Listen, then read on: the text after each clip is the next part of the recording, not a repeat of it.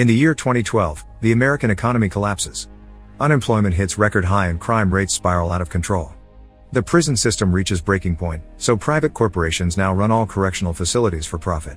Terminal Island Penitentiary streams a series of cage fights live on the internet, and prisoners fighting to the death become a rating sensation. However, the audience soon becomes bored and demands more, and that's how The Death Race is born, a show where inmates race each other to the death in specially modified cars in order to win their freedom. In today's race, there are only two cars left. One is driven by masked inmate Frankenstein and his navigator case, and the other is Frank's oldest rival, Machine Gun Joe. Both of them are nearing the finish line and ready to do anything to win, but for some reason, the weapons in Frank's car aren't working.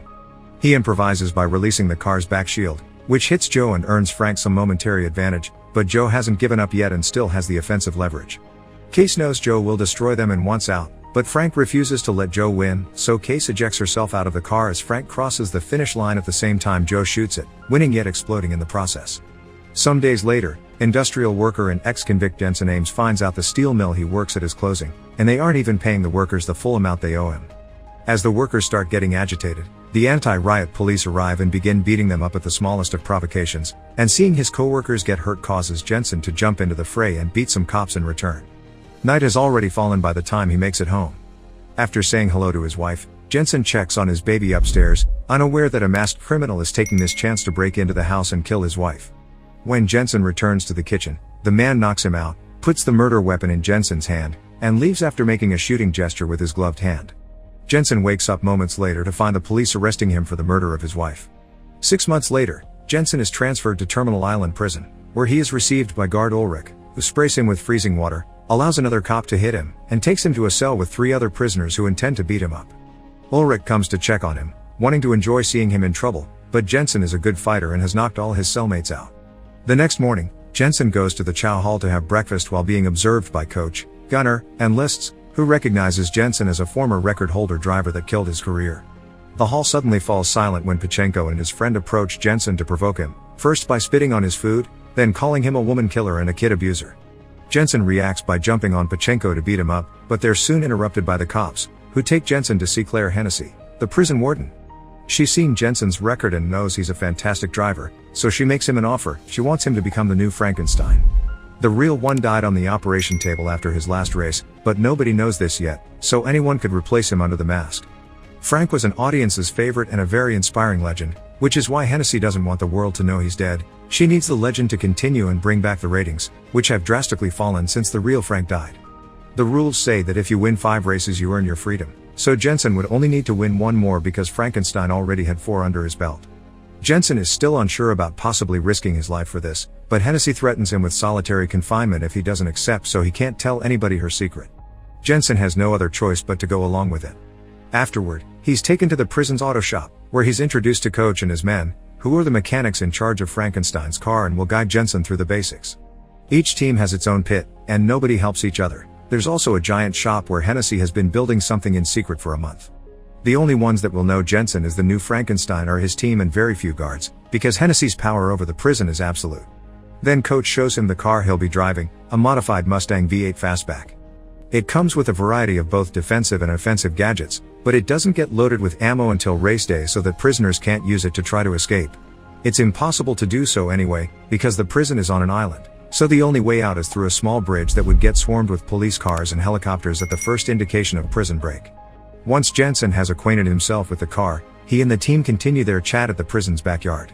The race has 3 stages. During the first 2 he must try to get rid of as many opponents as he can, and during the third one, the key is speed to make it to the finish line. All drivers count with a navigator companion, which are girls brought from the women's facility. The one exception to this rule is Joe, who prefers to have a fellow team member as navigator instead of a girl because he goes through them so fast, it makes the audience squeamish. List starts telling Jensen about the most important drivers then, who are all in the yard with them. There's 14K, a Triad member and MIT graduate, Hector Grimm, a certified psychopath that worships Hennessy, Slovo Pachenko, leader of the Aryan Brotherhood in the prison, and Travis Colt, a disgraced ex-NASCAR superstar. Their talk is suddenly interrupted when Joe and his team come over to insult Jensen and leave a message for Frankenstein saying this race is only between the 2 of them. At the moment, a van brings back some inmates that have been doing work detail, and Jensen notices something peculiar on their wrists. They have GPS tracking bracelets, and seeing them makes him realize the man that killed his wife was wearing one as well. When the day for the first race stage finally comes, Jensen is given Frank's clothes, mask, and even his ring to wear, and his mere presence brings back all the viewers the show had lost. Coach tells him not to talk to the other drivers because Frank didn't, it was part of his mystique, but he's allowed to take off his mask inside the car because the windows are made of mirrored glass and Case also knows the secret. While getting ready, Jensen asks her what she's in prison for, and she admits having killed a cop for being a bad husband to her. The race starts a moment later, and since weapons don't activate until the second of 3 laps, the beginning isn't very violent, although the drivers still try to push each other off the track. Thanks to Case's knowledge of the area, it's easy for Jensen to go head-to-head with Joe at the very front, managing to pass him into first place when Case points out a shortcut he can take. It's then that Hennessy turns on the shield and weapons, which are manholes on the ground that a driver needs to go over with all 4 wheels to activate their car gadgets. Soon there is open fire on the track, and when Hennessy activates the death heads too, Grim kills a minor driver by pushing his car against it. He also causes Joe to fall behind after shooting oil at his car, but he loses the race when 14K pushes him off track with a missile and Joe runs him over. Meanwhile, Jensen manages to activate the weapons, but the machine gun gets stuck, so Case gets on the hood of the car to fix it, causing the others to concentrate their bullets on her. Jensen's skills allow him to dodge them all though, and Case returns safely to the passenger seat afterward. Jensen steals a defense manhole from Colt, but as it happened to Frank, none of his defense systems will work, and the rear shield won't survive much longer. Luckily, Jensen thinks of a plan on the spot. He makes Case unhook the napalm and sit on his lap, so he can launch her chair with the napalm on it. It's Colt's car that gets hit, and now that it's covered with napalm, Case throws the car's lighter at it, lighting it on fire and getting him off the race. With Colt gone, Jensen goes head-to-head with Joe again, but he is suddenly distracted by Pachenko, who makes the same hand gesture the man that killed his wife made at him before leaving. Joe takes advantage of this and pushes Jensen's car back, causing him to come last while Pachenko gets first place. 3 drivers are dead, and 6 remain for the second stage. After the race, Coach and his men check the car and notice the gadgets are working properly, so it doesn't explain why they wouldn't activate when they had to. Jensen goes to see Hennessy to tell her he won't race anymore because he knows Pachenko killed his wife and all this has been a setup to frame him so she could get a new driver to replace Frankenstein. She doesn't admit to it, but she does show him a picture of his daughter in the foster home she's gone to, reminding Jensen that he should play along if he wants to see his daughter again. Not being able to do anything about it, Jensen goes back to the yard, where he chats with Coach and asks him why he doesn't wear a number. Coach explains he is technically not a prisoner anymore, he qualified for parole 3 years ago, but he couldn't bring himself to cross the gate. The world had changed too much, and he preferred the familiarity of the races. He also doesn't believe Jensen killed his wife. Later in the evening, while working on the car, Jensen sees Pachenko passing by and decides to follow him to his pit, where he gets captured by Pachenko's team. He punches Jensen a couple of times before grabbing a heavy tool to smash his head, not caring if he has Hennessy's protection, but he's stopped by Lists, who stabs him on his back with a pen. Jensen takes advantage of the distraction to grab a metal shard from the ground and stab his captor, then he knocks him and his friend out before going after Pachenko. He punches him, throws him around, and hits him with various boxes until Pachenko admits Hennessy made him kill his wife and Ulrich was the one to take him there. When Jensen gets ready to kill him in revenge, Ulrich shows up with another guard and stops the fight. The next day, right before the second stage of the race begins, Pachenko teases Jensen by making the same hand gesture at him. However, Jensen doesn't fall for the provocation. In fact, he starts driving slowly on purpose and takes a tunnel so he can talk to Case in private. He wonders if she killed Frank because he finds it suspicious that the car's gadgets malfunction 2 races in a row, and he threatens her to expel her off the car if she doesn't answer. Case admits having sabotaged Frank's rear weapons because Hennessy would reward her with her freedom. The goal was never to kill Frank though, that was an accident caused by him still trying to win with no weapons. Hennessy's goal was to make him lose to keep him in prison, racing for the public. Now that he has his answer, Jensen speeds up and easily slides back into the race, ignoring Joe for now. His objective this time is Pachenko. After the two of them unsuccessfully try to push each other off the track, Jensen drives ahead and takes the weapons manhole instead of defense. This confuses everyone because the weapons are at the front of the car, so Jensen surprises them by suddenly turning the car around and opening fire on Pachenko while driving backward. After he's damaged the other car enough, he turns around again and hits the smoke, causing Pachenko to crash against a concrete barrier. Then Jensen stops his car and gets out to approach Pachenko and break his neck as revenge for his killing his wife. Between this and Joe deciding to change his navigator in the middle of the race, Hennessy decides it's the right moment to release the thing she's been building all this time, a multi-weapon tanker truck called Dreadnought. This truck is incredibly powerful and quickly catches up with the drivers, immediately killing 2 minor competitors.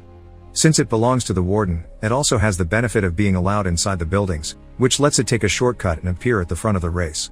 The dreadnought slowly kills 14K's navigator before grabbing his car with chains and shooting at it until it explodes, which means only Jensen and Joe are left. There is no way they can defeat such a monster without a proper plan, so Jensen asks List to connect his communicator to Joe's car and they agree to work together. They flank the truck with their cars, doing their best to dodge any incoming attacks, and when a trap manhole appears in front of them, each of them hits it with 2 wheels, getting the 4 needed to activate it. This causes the tap to come up and the truck to crash against it. Now the second stage of the race is over, and Jensen and Joe will be the only drivers making it to the third. Later in the evening, Joe comes over to Jensen's pit to point out his voice suspiciously sounds a lot like Frank's, but he doesn't push for answers. Meanwhile, Ulrich and Hennessy decide that they need to kill Jensen since the Frankenstein mask can still be worn by someone else in the future. The following day, before the race starts, Ulrich puts a bomb under Jensen's car while Hennessy distracts everyone with a speech about racing being their life's purpose. When she mentions this may be the first time someone may win their freedom with a 5th victory, Jensen realizes that they always rig the races to eliminate anyone that could possibly win for the 5th time, and that's why nobody has ever achieved it before, which means he won't be allowed to win today either. Coach hears this conclusion and, once they're allowed to go back to the auto shop, decides to show Jensen a very important detail on a video of Grimm's death. This gives him an idea for a plan, and he asks List to add a half-gallon reserve tank to his car before going to Joe's pit to ask him to collaborate with him again. While Jensen is changing into Frank's clothes, Hennessy visits him to give him his release papers and to make him a new offer. If he wins, she wants him to stay in prison and continue to be Frankenstein because the track is where it belongs. She claims he isn't daddy material and an ex-con couldn't give his daughter a good life, so choosing to stay would be an incredible unselfish act of love. Jensen goes to join the race without giving her an answer yet, but he does put away the release papers in his pocket. When he gets in his car, Case admits Hennessy also spoke to her and asked her to stop Jensen if he was about to win, but he doesn't worry about it. As soon as the race begins, Ulrich starts controlling the manhole so they only activate when Joe goes over them. He opens fire at Jensen as soon as he is able to, damaging his back shield so much that Jensen decides to drop it. However, Joe easily dodges it, having already learned the trick from when Frank did the same. Hennessy activates a defense manhole for Jensen to take in order to keep the viewers interested, but Joe launches a rocket at it, destroying it. He has more rockets to go and he launches them all at Jensen, who dodges them and lets them hit a wall. This wall was the one behind Grimm when he died, and it's already weakened because of that old explosion. So today Jensen and Joe have been calculating their attacks for them to land on the weak spot, and now the rockets hit it for a final blow that opens a hole and allows them to escape the prison. Furious, Hennessy ends the stream and sends all available cops after them before pressing the bomb detonator, but nothing happens. Coach and his men had already removed the bomb from the car and deactivated it. Joe and Jensen make it to the bridge, but the police cars are getting closer, so it's time to pull the next part of his plan. Jensen releases that extra half-gallon reserve tank, which hits the cars behind them, causing an explosion and a wall of fire that prevents any other cars from chasing them. Both convicts manage to cross the bridge gates and take 2 different roads so that all the helicopters only follow Jensen, who is the most important of the 2. As Joe drives away, Case agrees to help Jensen with the last part of his plan because she owes it to Frank and Hennessy has already given her the release papers, so they'll be obliged to let her go. When they are passing by some construction cranes, Jensen jumps off the car under their shadows and hides in there while Case takes his place at the wheel. She only gets to drive a couple of miles more before the helicopters stop her with a wall of fire, but when she comes out of the car with her hands up, she's wearing Frank's clothes and mask. Since most people don't know about the identity exchange, the cops arrest her and take her back to the prison, allowing Jensen to escape and meet with Joe so they can board a freight train together. Back in the prison offices, Ulrich says the ratings are off the charts and congratulating gifts are already arriving. Hennessy opens the gift box he's brought and finds the bomb Ulrich had put under Jensen's car, which then explodes, killing them both. Outside in the track, Coach can be seen having pressed the detonator. 6 months later, Joe and Jensen have made a new life in Santa Rosalia, Mexico. They work together as mechanics in their own auto shop, and Jensen has regained custody of his daughter. Case visits them too after her release papers finally get processed, bringing with her a racing car for them to check out. Make sure to subscribe and turn on notifications so you can watch more videos like this. Thanks for watching.